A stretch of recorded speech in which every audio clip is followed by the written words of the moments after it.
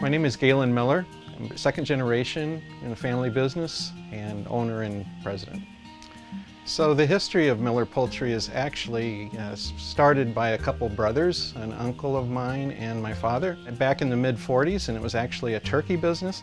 We transitioned from turkeys into chickens and bought a little backyard poultry processing plant in 1992. And they were doing 20,000 chickens a week with about 30 employees. Now, 26 years later, we're doing about 650,000 a week with about 825 employees.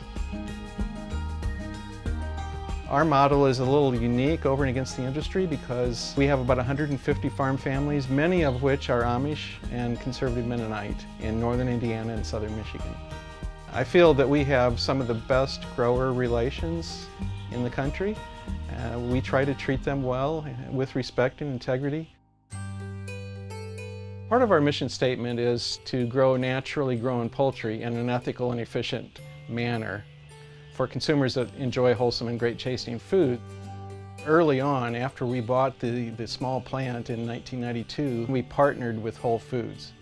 In fact, when Whole Foods put its first 2 stores in Chicago, we were the supplier of chicken for those stores. So we partner with Whole Foods for well over 20 years. And fortunately, as they've scaled up, we've also been able to scale up. We care a lot about how we relate to each other, and we see that in terms of team members and the culture in Whole Foods. We care a lot about how the livestock or poultry is grown, and we wanted that to be in a humane manner. We care about ethics, we care about sustainability, and all of those traits we see as important to Whole Foods. So we think it's a good partnership.